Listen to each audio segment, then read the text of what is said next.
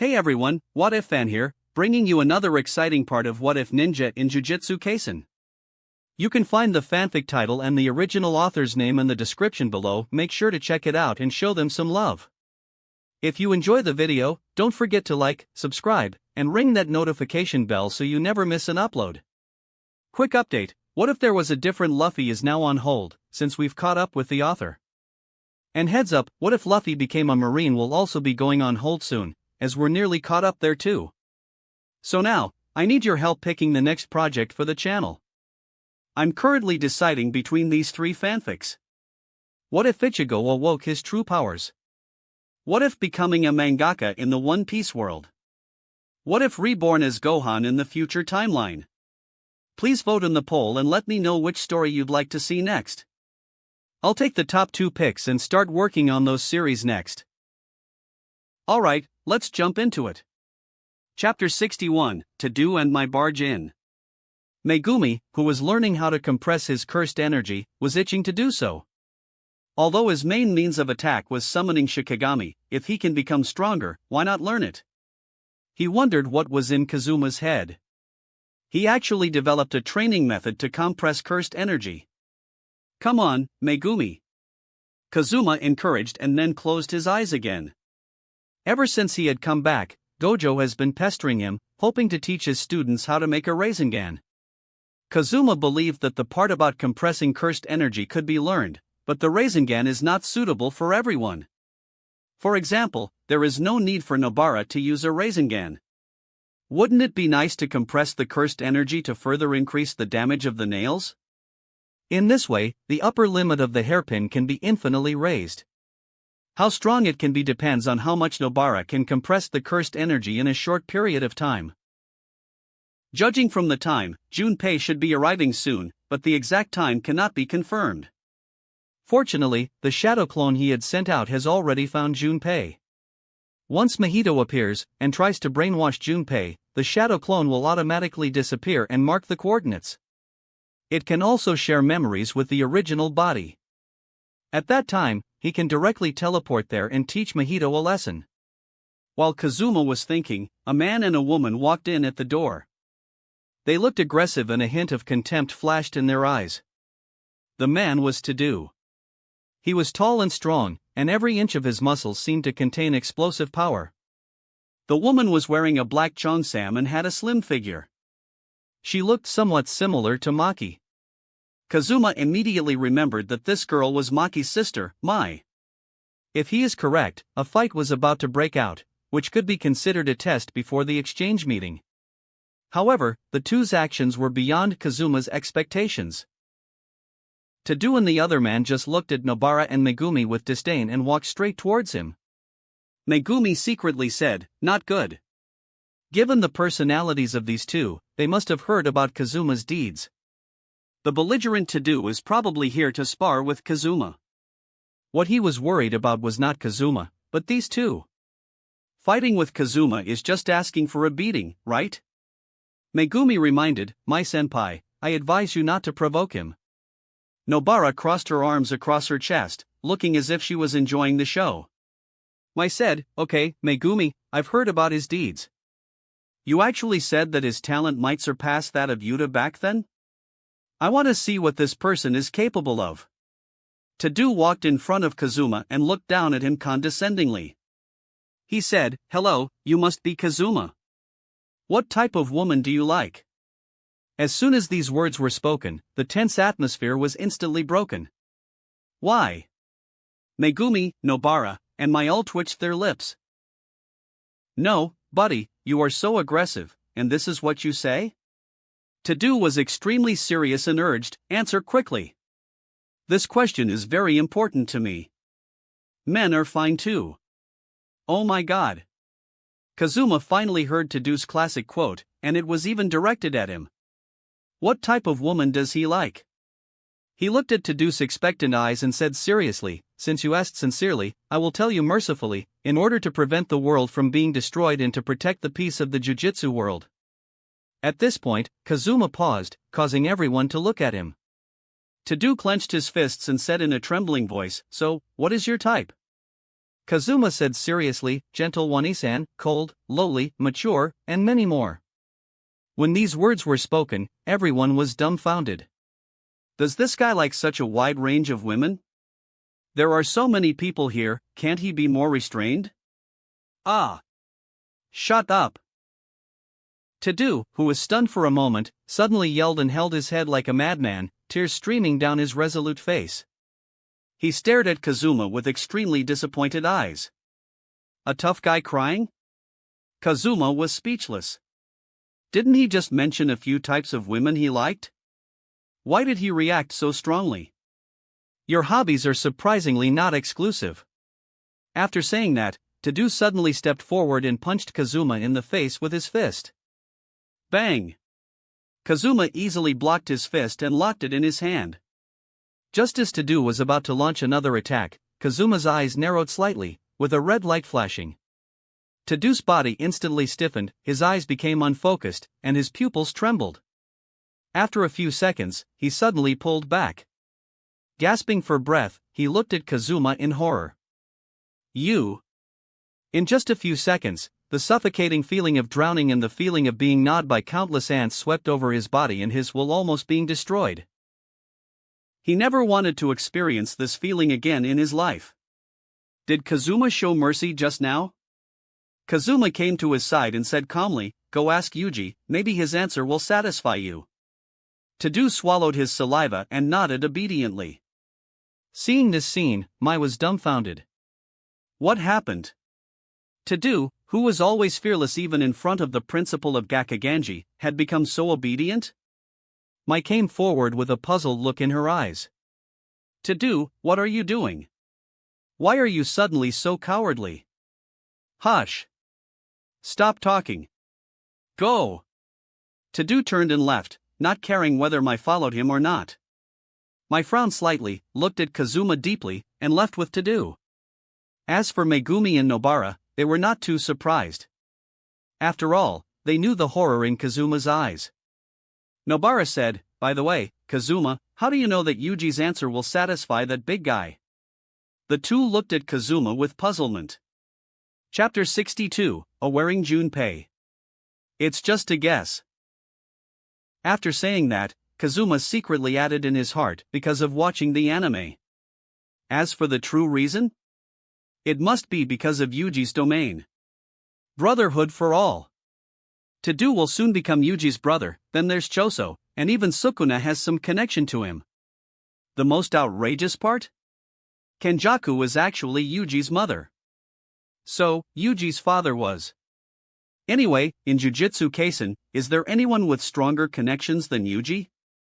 Suddenly, Kazuma's expression changed and he said, "You guys keep practicing. I have something to take care of." After he finished speaking, a vortex appeared behind him, and he vanished in an instant. Just now, the shadow clone he had sent out was automatically dispelled, leaving behind coordinates and some memories. Junpei was about to meet Mahito. Watching Kazuma disappear, Megumi and Nobara couldn't help but complain. Mysterious guy. Inside an old movie theater. Earthworm 3 was currently playing. Perhaps the subject matter was too heavy and the visual impact was too strong, leading to very few viewers. 3 bodies, rotting and completely unrecognizable, stood stiffly in place.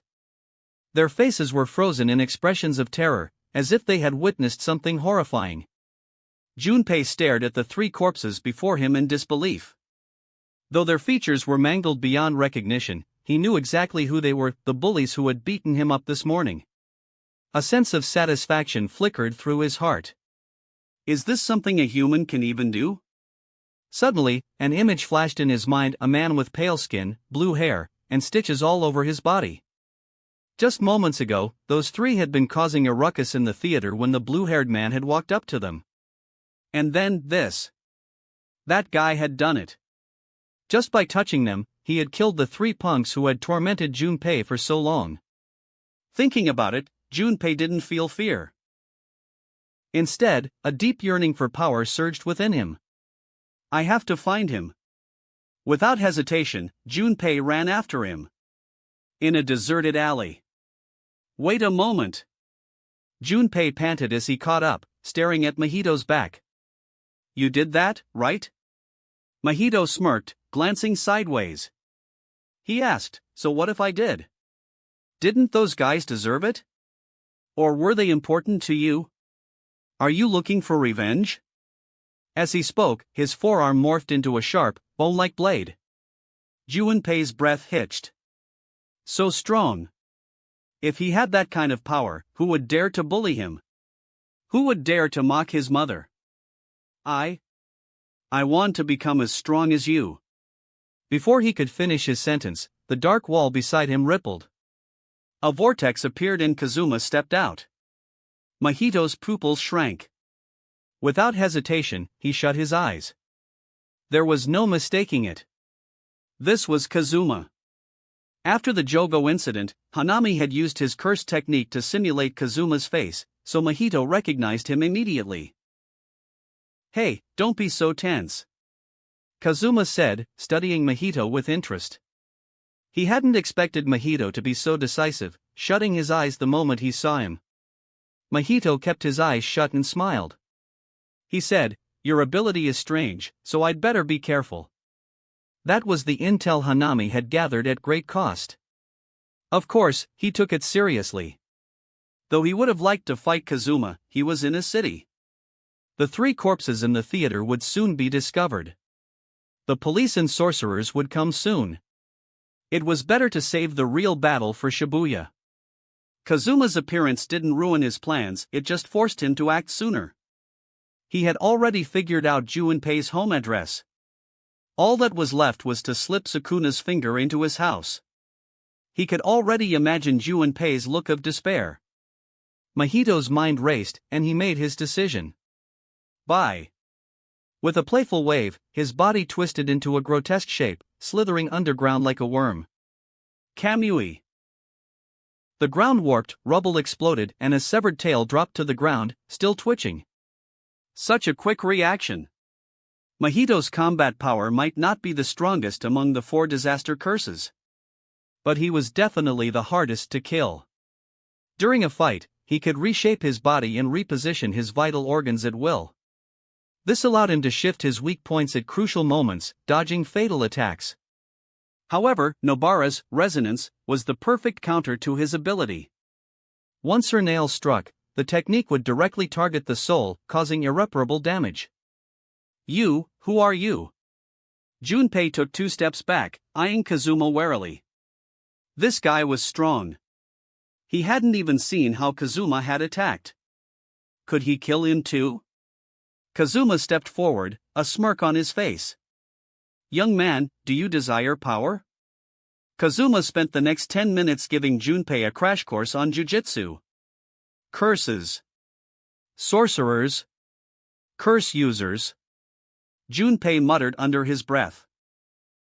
This information was too much to process all at once, his mind reeled. So, the world was far more dangerous and fascinating than he had ever imagined. But he had no reason to doubt Kazuma's words. With Kazuma's level of power, killing him would have been as easy as crushing an insect. There was no need for deception. Besides, hadn't he already seen it with his own eyes? Kazuma leaned against the wall, waiting patiently. Of course, if persuasion didn't work, there was always force. After all, claiming the system's rewards has always been on his mind. Chapter 63, Saving Junpei's Mother. I promise you that I will become a sorcerer and a member of the Akatsuki. Now that I know the hidden side of this world, I don't want to be an ant that can't even protect itself anymore. Besides, my mother has raised me alone for so many years, it's my turn to protect her. Junpei clenched his fists and looked determined as if he wanted to join the party. Kazuma's lips curved slightly and he said, then, on behalf of the Akatsuki, I welcome you. Please give me your hand. Junpei didn't know why Kazuma was suddenly asking him to stretch out his hand, but he still did as he was told. You should have sensed a vague power emerging in your body recently, right? That is called cursed energy. Now, I will guide you to mobilize the cursed energy. Junpei did as he was told, and soon, a flame-shaped cursed energy appeared in his hand. Then, Kazuma asked him to try it a few times on his own initiative. Success! I succeeded. After many failures, Junpei finally succeeded in mobilizing his cursed energy independently. Looking at Junpei's extremely excited expression, Kazuma nodded slightly. The system mission about the Akatsuki is to recruit sorcerers to join the Akatsuki. Now that Junpei can mobilize cursed energy on his own, he is qualified to join the Jujutsu High and can naturally be considered a sorcerer. Even if he doesn't have enough strength, it should be no problem to be an assistant supervisor. Kazuma said, "Now, take me to see your mother." Junpei said with some surprise, "Kazuma-san, are you coming to my house? My mom is a great cook." Kazuma shook his head and said, "No, I need to save your mother's life." In the original story, Mahito had secretly placed a Sukuna finger in Junpei's home. This caused a curse to appear there, and Junpei's mother, who was alone at home, was killed. Since the latest mission is to save Junpei's miserable life, his mother is an important factor that must naturally be taken into consideration. Moreover, his other shadow clone that was guarding near Junpei's house had just discovered Mahito's trace. Does Mahito know that he has no chance with Junpei and plans to launch the plan in advance? Hearing this, Junpei was horrified, as if the sky had fallen. "You mean my mother is in danger?"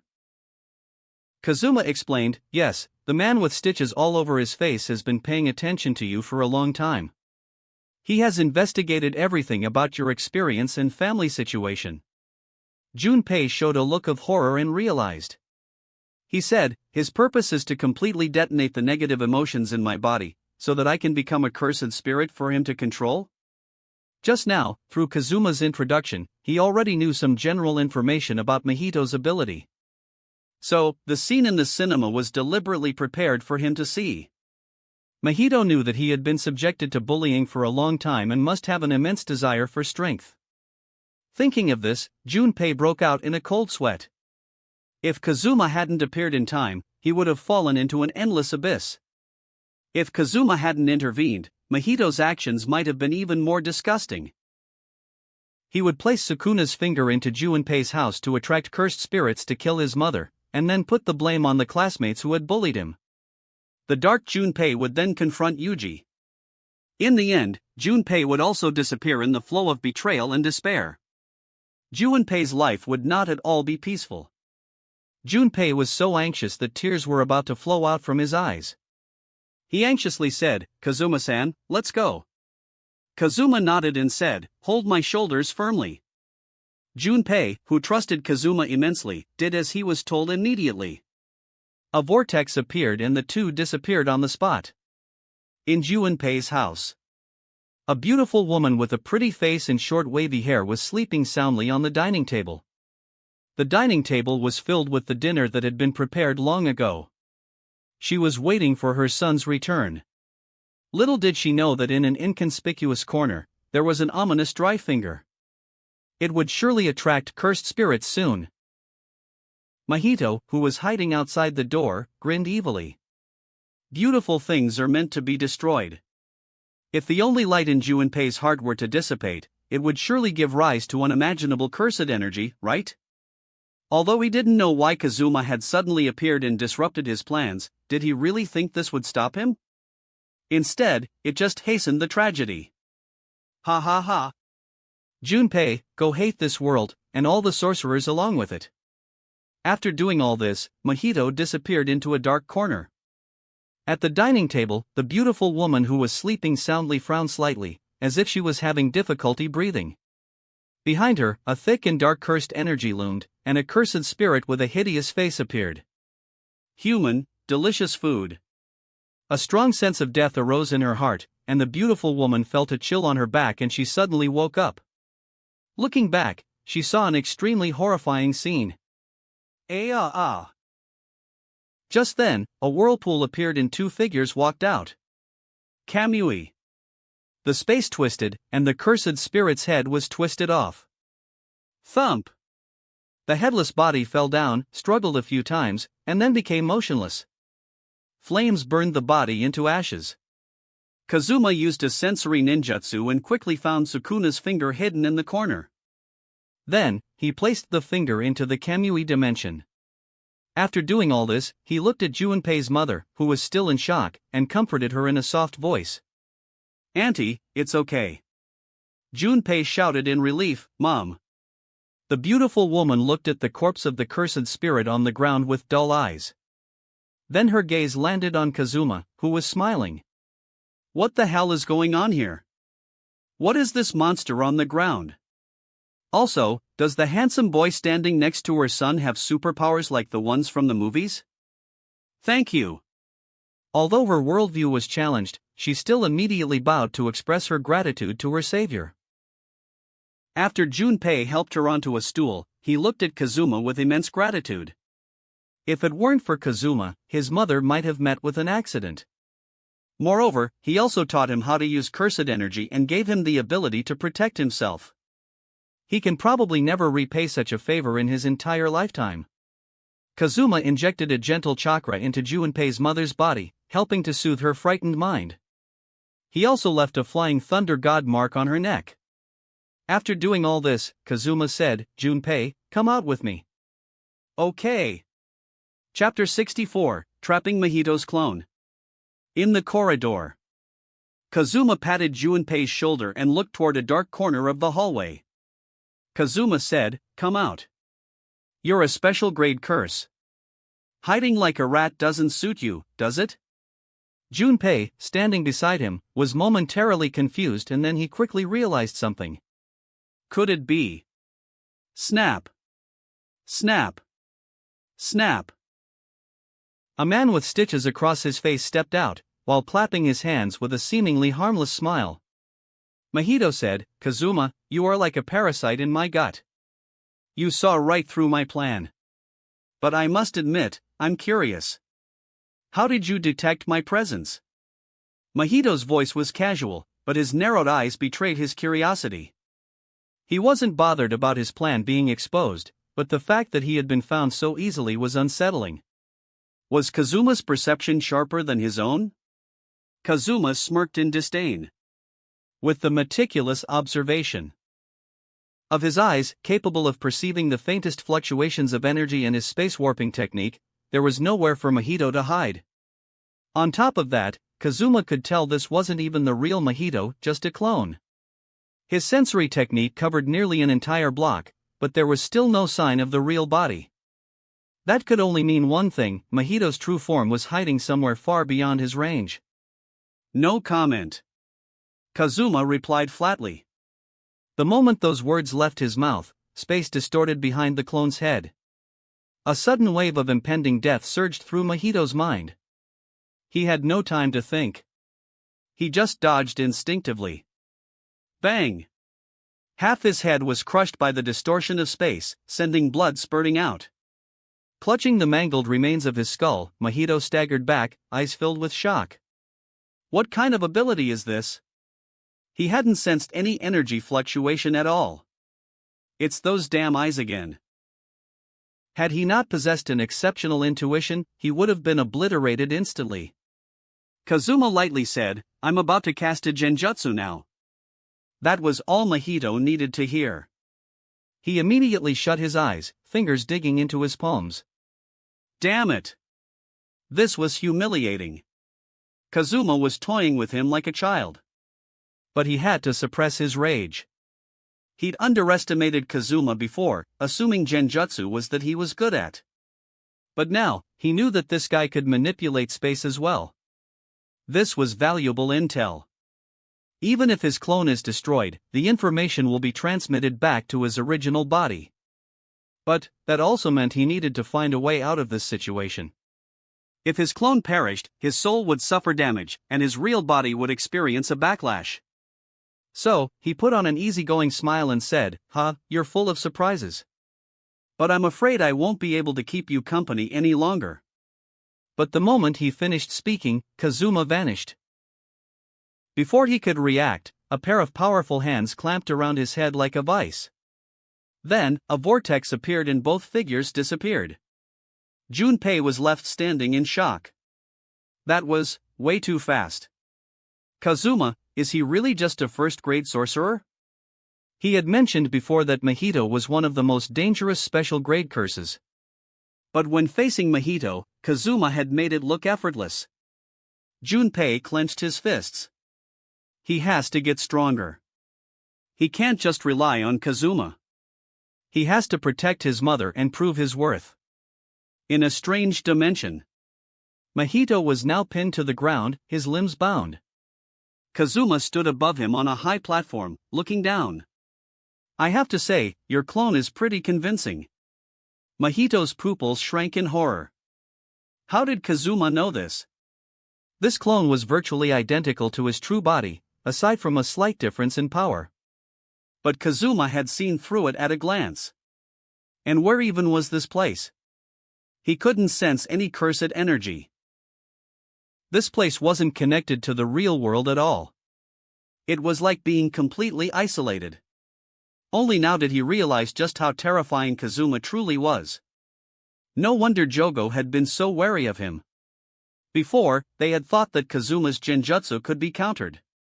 They thought that as long as they knew what they were dealing with, they could focus their efforts on Gojo instead. But they were wrong. Horribly wrong. Gulp. Mahito swallowed his saliva and asked, "Is this your domain?" As a clone, he knew that he had no hope of returning to his original body. This was just a final attempt to satisfy his curiosity. Kazuma considered the question and said, "A domain? You could think of it that way." It was an apt comparison. In this space, no cursed energy could exist, and cursed techniques were rendered useless. But Kazuma's own abilities remained intact, which meant that he was the absolute ruler here. Even if he didn't do anything, he could simply wait until his prisoner starves. Mahito locked eyes with Kazuma. If this were the real world, he could self-destruct to prevent being captured. But here, he was utterly powerless. A twisted grin spread across his face and he said, "Ha ha ha. So what if you kill me? I'm just a clone. My memories will still transfer to my original body. Your space manipulation, your domain, all of it will be exposed." Kazuma walked up to Mahito, with a calm gaze. He said in an unbothered voice, "So tell me, why do you think I brought you here instead of just killing you outright?" Mahito's laughter died instantly. A creeping sense of dread crawled up his spine. He asked, What are you planning to do?" Chapter 65, Torturing Mahito's Clone. Kazuma said, "If I'm not mistaken, you are not an ordinary clone, but a soul attached to the original body, which is why your words and actions feel so real." Mahito's breathing hitched as he struggled to suppress the shock in his heart. It was one thing for Kazuma to instantly recognize that he was a clone, but how could he even detect the faint trace of a soul hidden deep within him? There was no way that could be seen through with those eyes. How did he know so much about him? Could the information have come from the Jujutsu High? No. Even with the Academy's intelligence capabilities, the best they could deduce was that he was a cursed spirit from the same group as Jogo. There's no way they could have analyzed it to such a subtle level. In reality, Kazuma's Mangekyo Sharingan couldn't directly perceive the soul within this clone. But, he had read the JJK manga. During the Shibuya incident, one of Mahito's clones was restrained by Nobara. And Nobara's resonance technique directly attacked the soul, harming the real body and greatly assisting Yuji. Based on that, Kazuma deduced that Mahito's clone must be connected to his original soul. So what if you know? Mahito forced himself to remain calm. Kazuma smirked and said, "Haha, what will happen? Don't you already know the answer?" He leaned close to Mahito's ear and whispered, "I'll let you in on a secret, the genjutsu your friend was hit by last time? That was just a low-end version." Low-end version? Mahito's eyes widened in horror. Oh no! Before he could react, Kazuma forcibly pried open his tightly shut eyelids, forcing him to look into his Mangekyo Sharingan. Tsukuyomi. Mahito's consciousness blurred as his vision went black. When he opened his eyes again, he was bound to a cross. The sky was blood red, and countless crows circled overhead. Then, an army of Kazuma's clones, each holding sharp swords, mercilessly stabbed him. The agonized screams never stopped. 3 seconds passed in reality, but in the world of Genjutsu, Mahito suffered for 3 whole days and nights. During that time, Kazuma also used a Genjutsu to erase any knowledge of his abilities from Mahito's mind. However, this was just a precaution. Because after 3 days of torture, Mahito's cloned soul had completely collapsed. In simple terms, he had been reduced to a fool. Not only could he no longer provide useful information to his original body, but he would also transmit all the happiness he had suffered during those 3 days. This is the proper way to handle Mahito. Whoosh! A vortex appeared, and Kazuma returned to the corridor. Junpei hurried over, glancing at the vortex behind Kazuma, and hesitating to speak. Kazuma smirked and said, "Don't bother looking." He died very happily. Unfortunately, it was just a clone. Junpei nodded in gratitude but couldn't hide the worry in his eyes. So, only the clone died? At the same time, in a dimly lit alley, Mahito sat with a notebook in hand, a sinister smile playing on his lips as he placed a bold checkmark next to Junpei's name. By now, Junpei's mother should have been killed by a cursed spirit, right? His clone should be arriving there soon. Mahito stretched lazily, enjoying the thought. He wondered what kind of face Junpei would make upon seeing his mother's tragic death. Despair? Fear? Rage? Or will he transform into a bloodthirsty, crazed cursed spirit? No matter the outcome, he was looking forward to it. Just as Mahito was savoring his imagination, an excruciating pain shot through his head. Ah! His 10 fingers clawed into his scalp as his bloodshot eyes streamed with tears and saliva. This pain, this wasn't normal. It was coming from the depths of his soul. Mahito thrashed on the ground like a madman.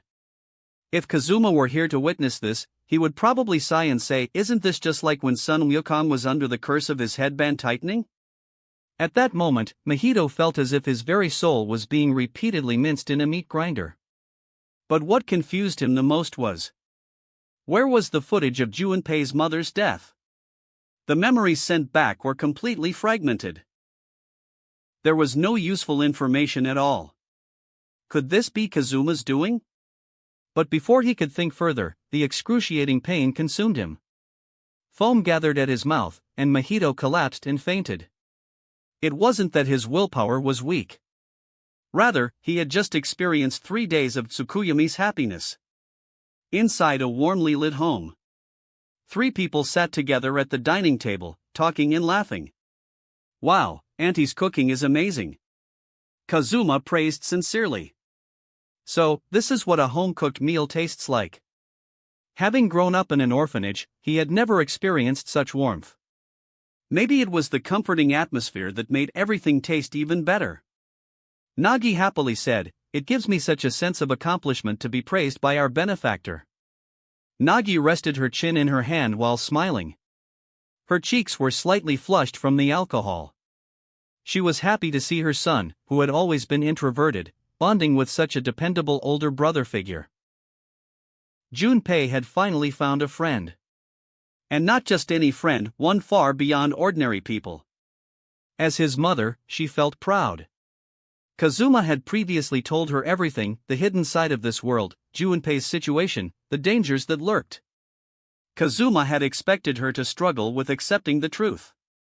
But now, he realized that he had underestimated her resilience. It suited her carefree nature from the original story. But the faint sadness lingering between her brows did not escape Kazuma's sharp eyes. She was still worried about Mahito returning. Setting down his chopsticks, Kazuma reassured them, "Don't worry. The enemy's plan has been exposed. They likely won't make another move anytime soon. Besides, I've placed a mark on your house.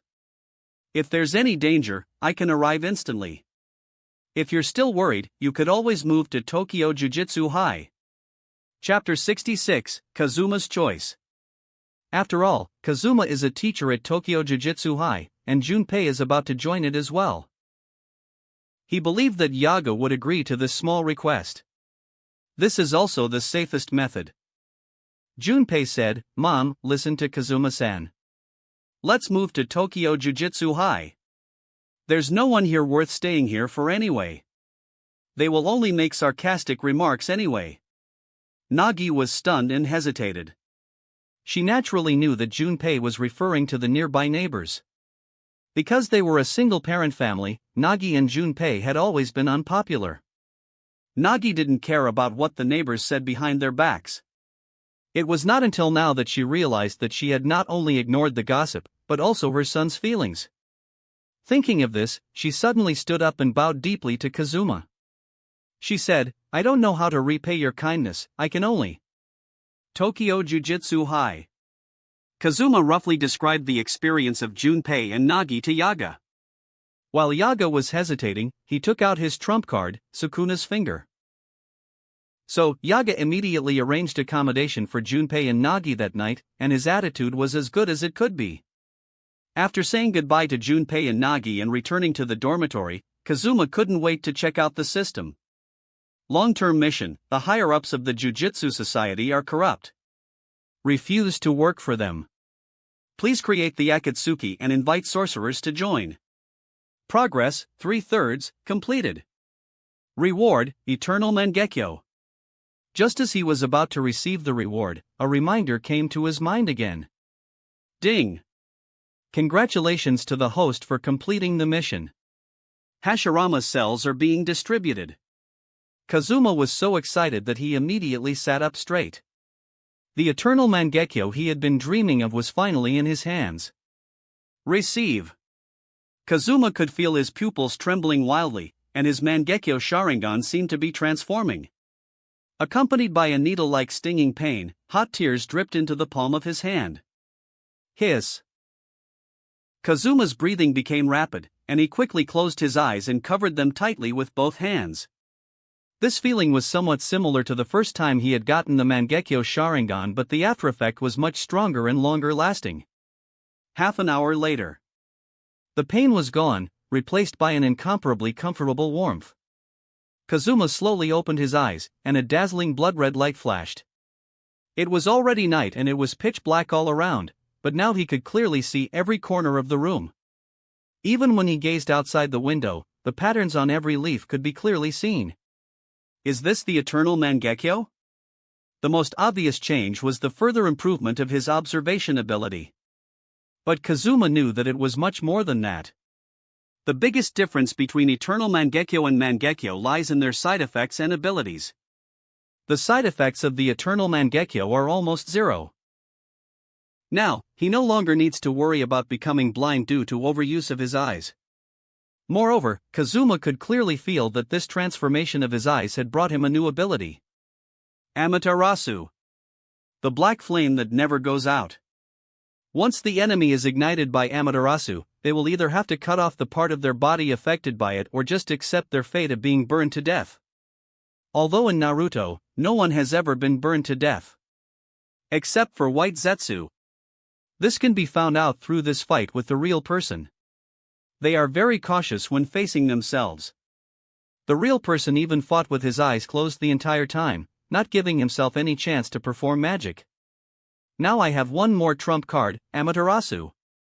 Kazuma smiled evilly in his heart. Unknown information has been born again. Who among the four disasters will come to explore next time? Go ahead and check, and no one will say a word. Not only that, after evolving into the Eternal Mangekyo, it can also activate the third or even fourth stage of Susanoo. As for the perfect Susanoo, it requires the Mangekyo to be developed to the extreme and a huge amount of chakra is needed to use it. Kazuma already has the former, and as for the latter. He looked at the test tube filled with golden blood in his hand, and the corners of his mouth twitched. It seems that this test tube contains Hashirama's cells. The most outrageous thing is the note. Concentrated perfect native Hashirama cells. Life and death are determined by fate. Wealth and honor are determined by God. Use with caution. Ah, this. Can't the system just automatically transfer it to him? Kazuma knew very well that the risk of transplanting Hashirama's cells was very high. For most people, at the moment of injection, they would probably not be able to withstand such a strong force. They would most likely suddenly die and reunite with their loved ones. After all, with the powerful vitality of Hashirama's cells, the moment they come into contact with blood, they will turn into a deadly poison. It would be fortunate if one died from their blood vessels bursting, internal organs being unable to bear the burden, and their body collapsing. The most frightening thing is if a person doesn't die instantly because of their strong physique. At that time, they will suffer continuous torture, and ultimately fail. Therefore, without a strong physique and will, transplanting Hashirama cells is tantamount to seeking death. With his current physical strength, Kazuma can barely open the gate of pain, but the side effects will be serious after that. From this perspective, it would be difficult to withstand the extremely powerful life force of Hashirama's cells. Kazuma put away the test tube and lowered his head in thought. Since coming to this world, he has always been very steady. He has only been doing the safest things, and he has never taken a gamble. But how could he not use the Hashirama cells that he had obtained with so much effort? Kazuma decided to take a gamble. He never wanted to experience the lack of chakra again. This choice might sound stupid to some. But this is his choice. If he is afraid of just this, he won't be true to himself anymore. When coming to this world, he had decided that he would change the ending. If he doesn't have any courage, how can he do that? Will he just watch on as his once favorite characters and now loved ones die? No. He won't let that happen. Chapter 67, Rinnegan or Idle Death Gamble. Kazuma was ready to gamble, but the risk must be minimized as much as possible. Hikari could use his domain, Idle Death Gamble, to gain infinite cursed energy and automatically use reverse cursed technique, frantically healing his injuries to achieve near immortality. Kazuma couldn't do this, but he could still rely on others. Soon, Shoko's beautiful face appeared in his mind. Her reverse curse technique was highly effective on others. If he could convince her to help, the success rate of fusing Hashirama's cells would definitely increase.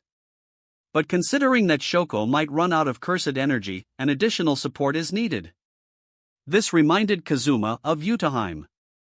Utaheim mostly wears a red and white shrine maiden costume and always has a bow tied behind her head. If Shoko is the strongest healer in the world of Jujutsu, then Utaheim is definitely the strongest support. Her unique curse technique, Solo Forbidden Area, could increase the total amount of cursed energy for everyone, including herself, within its range.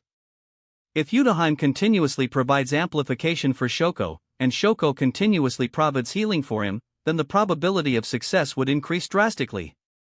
As for the remaining risks, he could only rely on his willpower and physical endurance for that. Apart from all this, he couldn't think of anyone else's technique that could assist him. Just in case, he needs to ask someone he could absolutely trust to protect him. For example, Mei. Kazuma knew her strengths and weaknesses, and she knew his, which made her reliable. Kazuma considered going to the Kamui dimension for the procedure. After all, it is absolutely safe there, and there is no risk of interference. But the Kamui dimension lacks cursed energy. In there, Shoko and Utaheim won't be able to replenish their cursed energy, so that idea was dismissed. Or perhaps he could just take over Tingen's lair? After all, it was safe there, and no one would interrupt them. Anyway, that old guy screwed over Yuki badly in the later stages, so Kazuma wouldn't feel guilty at all. But after further thought, he decided against it. Tingen's true strength was unknown, and a confrontation with him might cause a huge commotion. Just as he was struggling with this, a system prompt appeared in his mind again. Ding! Mission choice triggered. Mission option 1, I am the natural disaster. At the sister exchange meeting, use fire release to crush Jogo, wood release to pierce Hanami, and water release to submerge Dagon. Reward, Rinnegan. Mission option 2, King of Retreat. With such a low success rate, what's the difference between th? Isn't suicide? Abandon the fusion of Hashirama's cells. Reward, 1 chakra card. Mission option 3, Gambler. A child cannot cry every day, and a gambler cannot lose every day. Fuse Hashirama's cells on your own. Reward, Domain Expansion, Idle Death Gamble. Looking at the 3 mission options in front of him, Kazuma immediately ruled out the third one. Knowing he could reduce the risk by seeking help, yet choosing to fuse Hashirama's cells alone? That wasn't gambling. That was just recklessness. No, that was foolishness. Although idle death gamble was powerful, it didn't appeal to him much. As for the second mission, asking him to give up on fusion? And offering such a measly reward? 1 chakra card? Was he being treated like a beggar? That was an immediate rejection. Now, only the first option remained. The reward was the Rinnegan. The Rinnegan, known as the eye that controls life and death, transcends even the eternal Mangekyo Sharingan. Just imagine. During the Shibuya incident, a single Shinra Tensei flattening Shibuya, followed by multiple Chibaku Tensei. That would be a sight to behold. Kazuma started resonating with the feeling pain must have had when he had gone to Konoha to bring peace.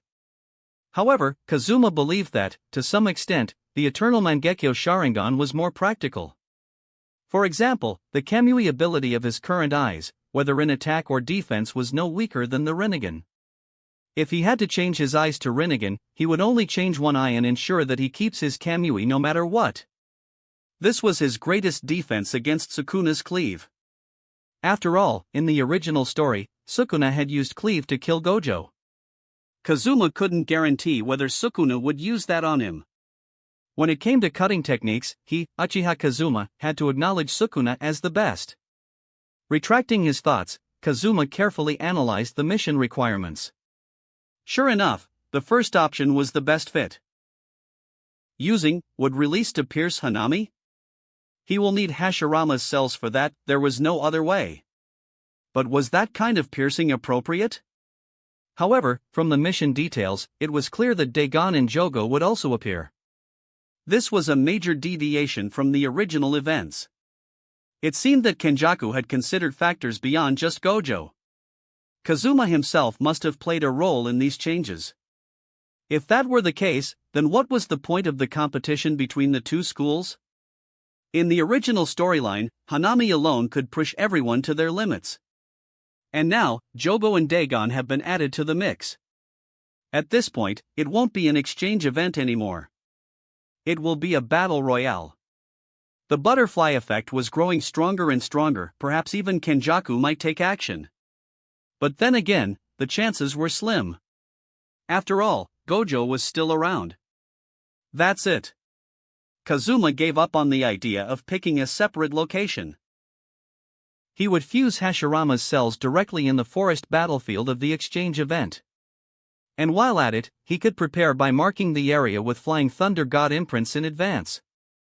For now, the priority was to convince Shoko and Yutaheim to help him and complete the fusion before the exchange event starts.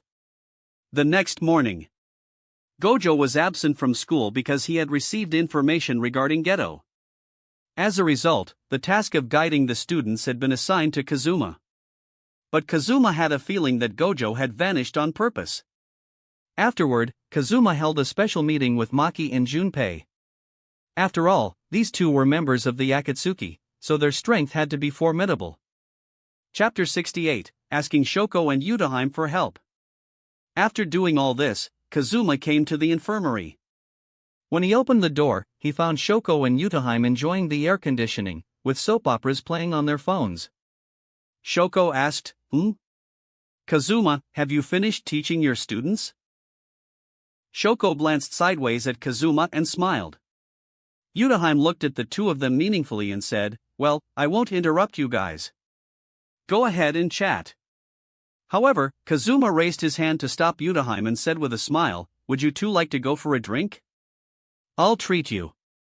As soon as these words came out, Shoko's eyes flashed and her face turned slightly red. Ever since her opportunity was snatched away by Meimei last time, she hadn't found a chance to invite Kazuma. Unexpectedly, Kazuma had taken the initiative to invite her? Yutaheim stepped forward with her hands on her hips, frowning and examining Kazuma. She said, you are quite ambitious. Aren't you afraid that Meimei will do something? Kazuma's mouth twitched. He said, this time, I actually have an important matter that I would like to ask you two for help with. Izakaya. What? Yutaheim, who was sitting opposite Kazuma, couldn't help but exclaim, causing the guests around to look at her strangely. Yutaheim leaned closer and lowered her voice. Are you serious about such a dangerous thing? Kazuma had already anticipated the two women's reactions and was not surprised. After all, this kind of thing does sound crazy. Shoko, sitting to the side with blurry eyes, took a sip of sake. She moaned comfortably and looked slightly tipsy. She said, I agree to Kazuma's request. Yutaheim said, Hey. Shoko, are you serious? This matter involves life and death. You must be drunk. Shoko's sudden reply surprised Yutaheim, and Kazuma was also taken aback. Shoko actually agreed to his request so easily? Originally, he had planned to teach the 8 inner gates and share some of his techniques in exchange for their help. After all, different paths lead to the same destination. Although the nature of chakra and cursed energy is different, their methods of usage overlap in many areas. For example, the method of compressing chakra is also applicable to cursed energy. Shoko looked at Kazuma with a flushed face and said, Kazuma is my savior. Isn't this a good opportunity for me to repay you? So, whether I'm drunk or not, I will agree to his request without hesitation and won't ask too many questions. This was directed at Kazuma, and also to Yutaheim. Kazuma cast a grateful look at Shoko. She is indeed an intellectual, who understands human nature. Yutaheim curled her lips and said, Tisk, I'm not that gossipy. Everyone has their own secrets, so she wouldn't force them to answer. Besides, it would be difficult for her to get anything out of this mysterious guy, Kazuma. It's already generous of him to share some of his knowledge and teach students. Jujutsu High should be grateful to him. However, she still wanted to complain. What a lunatic! Seeing that Shoko was easily convinced, Kazuma looked at Yutaheim and was about to speak. But before he could speak, Yutaheim said angrily, All right. You've already said that it's dangerous. How can I just leave a genius like you alone? If something unexpected happens to you, it will be a huge loss to the school. Although she was a teacher at Kyoto Jujutsu High, Yutaheim thought there was no real difference between the two institutions. The stronger Kazuma was, the better it would be for Jujutsu High as a whole. Therefore, after learning that her ability would play a key role, she had no intention of refusing from the beginning. Kazuma said awkwardly, Ahem, drink some wine. In the evening, the three were walking down the street. Shoko seemed very happy today, so she drank a lot, which resulted in her needing Yutaheim's support just to stand. Suddenly, it started raining heavily. As sorcerers, they naturally wouldn't be affected by a little rain. However, Shoko on the side complained, so annoying, my cigarettes keep going out. Boom! Above Kazuma's head, purple flames burned and condensed into a skeletal arm, wrapping around the three of them and completely blocking the rain. Kazuma didn't mind getting wet. But it won't take long before Shoko and Yutaheim start showing off their wet body and tempting him. At that time, he would be in trouble. Yutaheim raised her lips slightly and praised, Oh, that's quite thoughtful. Then, Kazuma snapped his fingers. A wisp of black flame relit Shoko's extinguished cigarette, and then it immediately dissipated under his control. Wow! Black flame? So magical? The drunken Shoko slightly opened her beautiful eyes. She sighed, and took a puff with a look of enjoyment. Kazuma secretly smirked. Susanoo as an umbrella and Amaterasu as a lighter? He has finally figured out how to use the eternal Mangekyo properly. Yutaheim, standing beside him, looked at Kazuma as if he were a monster. Even though the black flame had disappeared quickly, she could still clearly feel its terrifying temperature. What a monster! How many abilities does this guy have? Shoko said, Hey, Kazuma, my reverse curse technique is somewhat related to medical skills, so I want to borrow some of your potion. If I can analyze its composition, I might be able to do a better job at healing during your fusion. Don't worry, I'll only take a small drop for inspection and carefully put it back afterward, so nothing will go to waste. Even though she was drunk, Shoko was still sharp. Hearing this, Kazuma thought for a moment and handed the potion containing Hashirama's cells to Shoko. Shoko's medical skills were beyond doubt. If studying Hashirama's cells could enhance the reverse curse technique's healing effects, that would be a huge advantage. At this moment, Yutaheim suddenly thought of something and asked, "By the way, Kazuma, when do you plan to start the integration? Have you chosen a location?" After all, this was a matter of life and death, and all preparations had to be meticulous. There was no room for carelessness. Kazuma said in a deep voice, "It will start tomorrow, and the location will be at the venue of the sister school exchange event." Chapter 69, The Fusion begins. Deep in the forest. Inside a cave. Whoosh! As a whirlpool appeared, Kazuma, Shoko, Yutaheim, and Meimei walked out one after another. Shoko handed the potion containing Hashirama's cells to Kazuma and said with a serious expression, "Kazuma, do you really want to take such a big risk and inject it?" After hearing Shoko's words, Yutaheim and Meimei looked at Shoko at the same time. Meimei frowned and asked in confusion, "Shoko, what on earth is up with this potion?" Just last night, Kazuma had suddenly appeared in her dormitory and roughly told her about the situation. But what did the major risks that Shoko mentioned mean? Didn't Kazuma say there was only a little risk? Shoko pointed at the golden liquid and said in a complicated tone, "After my observations last night, I found that the energy contained in this golden liquid in the test tube is beyond imagination. It is an unknown primitive cell, and its phagocytic and differentiation capabilities far exceed those of the cancers we know about. Once injected into the human body, these protozoan cells will flow through Kazuma's bloodstream to the blood vessels throughout his body. By then, the blood in his body will be hotter than boiling water. His body temperature will soar to an unimaginable level. Blood vessels will inevitably burst, and the internal organs will be under unimaginable stress." Kazuma took a deep breath and asked in a serious tone, "How long will these symptoms last?" He had actually anticipated these symptoms a long time ago, but what he was most concerned about now was time. Shoko lit a cigarette and said solemnly, "If it is an ordinary person, the moment the drug is injected, they will probably die suddenly, and all the pain will only last for a few seconds." Then she looked at Kazuma helplessly and said, "But as a sorcerer, you are very powerful and have an amazing physique. The symptoms will last for at least 1 day or even longer. But the maximum time will not exceed 3 days. So, you can rest assured that this will be completed before the sister exchange meeting. In short, this will be a life and death battle. It depends on whether Kazuma's cells are killed by these protozoa first, or whether he can produce enough antibodies to resist before that, so that a balance can be achieved between the two, and they can live in peace. Yutaheim and I will do our best to treat your physical breakdown, but the mental torture." Shoko didn't continue talking, and everyone knew what was going on. Last night, during the whole process of her research, she was so terrified that she couldn't sleep all night. Just a small drop contained such terrifying energy. And Kazuma wanted to inject the entire test tube. Kazuma is really crazy. Yutaheim and Meimei couldn't help but gasp after hearing this. Yutaheim asked, "Is this so scary?" Even though Kazuma had said yesterday that there would be a risk to his life, she never thought that it would go to this extent. No wonder Kazuma had asked her and Shoko for help.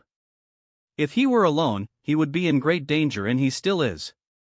Meimei sighed helplessly, came near Kazuma, and glanced at him. She said, "Is this the little bit of risk you told me about? Do you want me to be a widow?" Kazuma smiled awkwardly and scratched his head. He said, "Aren't Shoko and Yutaheim here to help me?" "I am very confident, don't worry." Meimei said, "TSK. I really can't do anything with you. Don't you dare fail?" Meimei did not try to persuade Kazuma further. As Kazuma's supporter, it's not her job to stop him at this time. She just needs to do the best she can. Meimei stood in front of the hole with a huge axe in hand and began to share her vision with the summoned crows. Although this was a dedicated venue for an exchange event between sister schools, and no one is allowed to enter before the meeting starts, there is always a chance of something happening. Under the observation of the crows, Meimei would never allow any person or animal to disturb Kazuma and the others. Life and death are determined by fate. Wealth and honor are determined by God. Come on, Shoko. Kazuma leaned against the rock wall and handed the Hashirama cell potion to Shoko while rolling up his sleeves and stretching out his arms. This made him think of the times when he had received intravenous drips and injections. Only this time, the anti-inflammatory potion was replaced with the deadly Hashirama cells. Shoko said, "You've reached this point, and you still have the heart to laugh." Shoko rolled her eyes at him but still took the potion carefully. Ha! She calmed herself down a bit, and made sure her hands were not shaking. Then, she aimed the tiny needle at the front of the test tube at Kazuma's blood vessel, and slowly pushed the syringe down. At this moment, all the concentrated Hashirama cells were injected into Kazuma's body. Almost at the same time, Shoko and Yutaheim started using their respective cursed techniques. Boom! Yutaheim's solo forbidden area enveloped Shoko. With her current semi-first grade sorcerer level strength, she could completely cover the entire cave. But in order to further enhance Shoko's power, she focused the range of the cursed technique on Shoko alone. Shoko could clearly feel that her cursed energy had been amplified, and the healing effect of the reverse curse technique had been further improved. The entire cave was silent. All that could be heard was the four people's nervous breathing and Kazuma's extremely fast heartbeat. 1 second later, Kazuma closed his eyes tightly. Except for the fever all over his body and swollen blood vessels, he had no other discomfort. At this moment, he not only did not feel nervous, but his heart was also extremely calm. He wondered what all of this was for. In fact, he could have stayed alive and developed steadily. With his current strength, as long as he was careful, it would be difficult for him to die. Is it to have a huge amount of chakra? To master wood release? To complete the mission and obtain the Rinnegan? Probably all of them. He wanted to become stronger. So strong that he could turn Jujutsu Kaisen into one-punch Kaisen. Gradually, the blood in his body began to boil, his blood vessels and meridians gradually expanded, and his veins bulged. Boom! Kazuma's heart beat violently as if it was hit by a sledgehammer. His eyes widened, and his eyeballs turned outward. Pwah! A mouthful of blood sprayed onto the stone wall, dyeing it blood red. Chapter 70, The Excruciating Pain. Kazuma's eyes were bloodshot. His clenched teeth made a grinding sound. His fists were clenched so tightly that his nails dug deep into his flesh. At the same time, the skin on his body turned red as if it had been burned by a branding iron, and the scalding heat gushed out of every pore in his body. Seeing Kazuma's condition, the three women were shocked. Mei, who was standing at the entrance of the cave, bit her red lips and tightly gripped the axe handle. Yutaheim felt the warmth coming from Kazuma's body and was extremely horrified. Upon seeing this, Shoko quickly placed her hand on Kazuma's chest. Then, a warm and soft white light emanated, indicating the activation of the reverse curse technique. The moment her palm touched Kazuma's chest, she subconsciously wanted to pull away. The reason was simple. It was too hot. Fortunately, her reverse curse technique could be effective even without touching the body, and it wouldn't make the slightest difference. Shoko whispered softly, "If you want to scream, just scream." The pain Kazuma was currently suffering was beyond human endurance. If he tries to hold it back, it will be counterproductive. Kazuma actually wanted to scream a long time ago. But as someone who always cared about his image and reputation, he didn't want to scream in front of them. But the next second, there was no room for him. A muffled sound came from his body, which was the sound of a blood vessel rupturing. Severe pain swept through Kazuma's body, and he became stiff with pain. At this moment, the real integration has just begun. The concentrated Hashirama cells were constantly devouring the original cells in Kazuma's body. At this moment, Kazuma's cells and organs were all crying out in grief. Ah! Kazuma's 10 fingers dug deep into the rock wall in pain. It hurts. It hurts so much. At the same time, in a hot spring somewhere in the mountains, white mist slowly rose into the air from the spring, making it look like the area was covered with a hazy white veil. Beside the hot spring, Jogo held the pipe in one hand and took a deep puff with a look of enjoyment. Hoo, ha! After a few days of soft and hard persuasion, Hanami had finally agreed to make a new pipe for him. He even engraved a special volcano logo on it. Mahito said with a smile, "Ah, found it. Jogo was secretly enjoying himself here." Mahito took off his shirt, revealing a body full of seams. His long blue hair flew as he spread his arms. He sprinted like a child, and jumped into the hot spring, splashing water all over the sky, and extinguishing Jogo's pipe. Jogo wrinkled his forehead and lit the pipe again. Mahito popped his head out and laughed heartlessly. He said, "It seems that you have recovered well. Let's go to Jujutsu High together to make trouble this time." "Ah?" Jogo looked unhappy and said, "I have to go too?" Ever since he had experienced Kazuma's Genjutsu last time, Jogo was somewhat reluctant to fight with Kazuma again. With one Gojo and one Kazuma, he really couldn't think of a way to win. At this time, Kenjaku slowly came behind the two and said with a smile, "The original plan did not require you, but considering the variable Kazuma, Hanami alone may not be enough. So this time, except for me, all of you 4 disaster curses will go out together to turn Jujutsu High upside down. This way, Mahito will have a chance to take all the Sukuna fingers collected by Jujutsu High." Jogo asked, "Dagon is going to come as well?" Jogo looked surprised, and quickly added, "Let's make it clear first. You guys will be the ones to take care of Kazuma." Kenjaku said, "Don't worry, just leave it to Hanami. Even if he can't defeat Kazuma, he can definitely escape. There will also be a curse user to cooperate with us." At this time, Mahito suddenly interrupted, with a distressed look on his face, "Speaking of Kazuma, I suffered a lot last time when I was collecting artificial cursed spirits. I seriously suspect that he has other cards hidden."